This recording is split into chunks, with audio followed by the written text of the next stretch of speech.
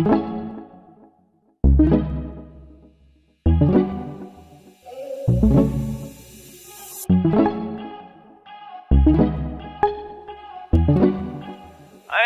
me make some paper, yeah.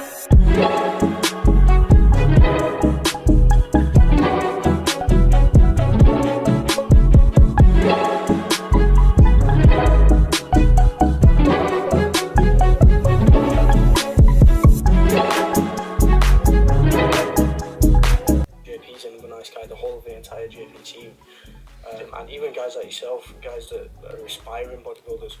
I like the idea that everybody is very... Yes people, welcome back to another YouTube video. So we're currently just on our afternoon walk, getting some steps in, clear the mind, ready for the afternoon shift. So what you just seen in our previous story was a podcast we just did with Conor Londa, so I'll leave that in the description box, do go check it out. But today what we're talking about is making progress at home. So I'm going to finish this walk. Obviously we use this walk generally as part of our structure, so it's very, very important for productivity. It's served me very well for mental health, because now what I'm able to do, channel, clear my mind and keep sure that things move forwards. Another benefit of going on the walks as well is sunlight exposure. With the current situation, what happens is we're often in houses for a long time, we're often cooped up in one place for a long time, so by getting out on a walk, sunlight exposure, which we know is good for sleep quality, it helps us sleep better, and when we sleep better we feel more rested. I apologise for how unstable I am, this rock is horrible, so I do apologise for that. But yeah, I'm going to finish this walk off, I'm going to catch you at home and we'll go on some valuable cues and tips while making more progress.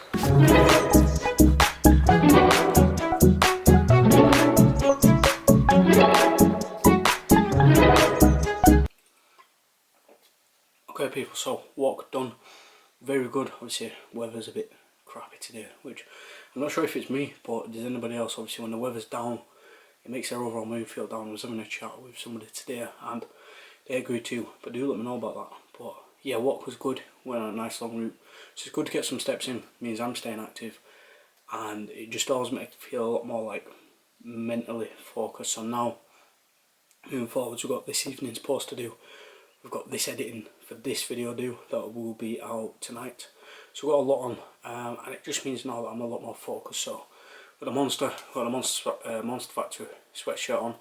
This is a size it now, extra large. Doesn't mean I'm a big man, because I'm in fact small, but nonetheless, if you like an oversized fit, when it comes to ordering from Monster Factory, do order a size up from what you would get. Material's good, I can't really fault them, to be fair. But yeah, so what we're talking about anyway is making progress. Now for the most of us making progress, it's definitely being limited in this situation. But when stuff are limited, when we're presented with hurdles, what do we have to do? Make adaptations. Now when we make adaptations, it allows for a linear progress, it allows us to keep moving forwards. This situation is only ever designed to be temporary, but that doesn't mean we just must stagnate and do nothing. We must adapt, we must overcome, and we must find new ways to produce the results that we want. So for this, I only need one thing. So this is what we are going to need, the magical whiteboard. Now when it comes to making progress, it's got to be completely individual, because we know that training is and always will be completely individual, as will our environments, as will our surroundings, especially in this time.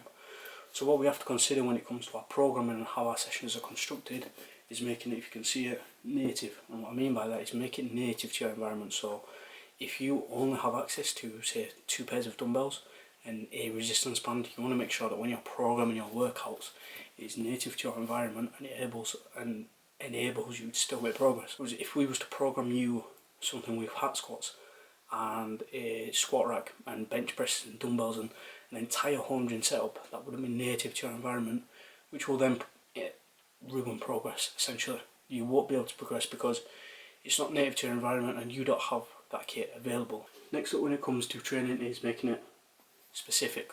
So understanding that your training needs to be specific to you and your goals is going to be huge for when it comes to making progress, because if a plan is not specific to you, it's not tailored to your individual needs. So understanding that when you program and select your movements, make sure that it relates to the goal. If you want to lose weight, you want to make sure that you are focusing on expending as much energy as possible, still training your full body.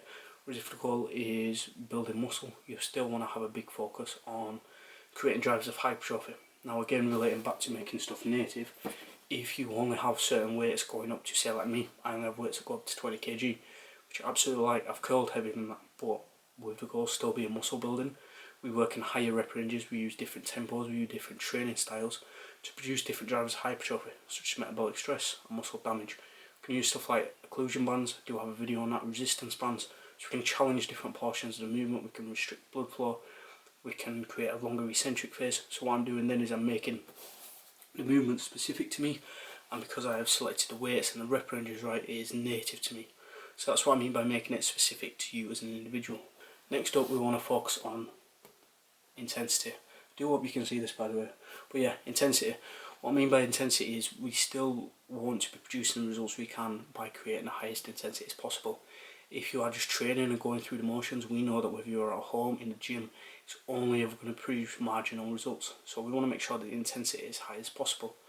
Now I know this is easier said than done when you only have limited kit such as myself, but we still have to adapt, we still have to overcome, and we still have to be training as hard as possible.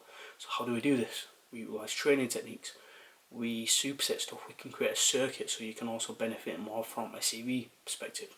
So making the intensity as high as possible, it still can produce the results that we want. So for example, when I'm programming say a pull session, I obviously can't deadlift, but I can do a lot of bent over work, which would mean stuff like rows, stuff like pullovers, stuff like curls.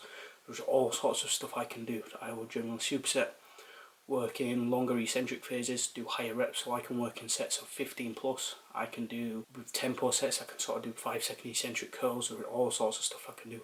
If you find an anchor point and you have resistance bands, that opens up another portal to progression, opens up another portal to exercise selection. So obviously getting bands would be very, very beneficial. You can get bands for around £15 from Amazon. I have the red one, so I'll link that in the description below. But that's what wraps up intensity. And the next up, we have varying. Now varying is especially beneficial in this phase because what this phase does is provided an experimental phase, it allows us to try new stuff. It allows us to now more than ever understand our bodies. When the gyms were open, a lot of us was rushed and headstrong focused on goals, and especially with social media, a lot of people was hopping on trends and following stuff when they didn't do the research into their own bodies first. For example, remember the snatch group RDLs? Everybody hopped on that like instantly without understanding whether their bodies were biomechanically made for it. So this time now is great for learning to understand how your body works, understanding how it moves, and then we can start researching and varying new exercises to try new things. For example, I've been working with a lot of bodyweight stuff, I've been working with a lot of squat variations, so I'm now understanding my body and programming mobility drills that allow me to still make progress and still try out new movements. So I'm understanding when I transition back into the gyms, I'm now able to try out new movements because I understand my body a little bit better, all because I was varying the movements. And as well as that, it makes stuff interesting. Before, when we was in the gym, we was very rigid, we was very stuck. I know why, I'm a big advocate for if it ain't broke, don't fix it. Now gives us another chance to make stuff, spruce stuff up, try new things, try new exercises, and still keep things as progressive as possible. So then we can still come out of this with new knowledge on our bodies, new knowledge on exercise programming, and new ways, new goals on how we can come out of this looking better, bigger, stronger than ever, or leaner, or however you want to come out of this. But the idea here is this video, these tips, are designed to help you look your best, feel your best, and keep moving forwards in a linear fashion. So that wraps up today's video. So nice and short, but very informative and educational. I do enjoy getting the whiteboard out because it allows me to really put my thoughts into words, into descriptions, and educate you guys. So if you did like it, do leave a like, do leave a subscribe because the channel is growing, and I like that a lot because it's been a big goal of mine to do what I can with this channel. So big ups to that, and I'll see you guys for this week's video, which will be Friday.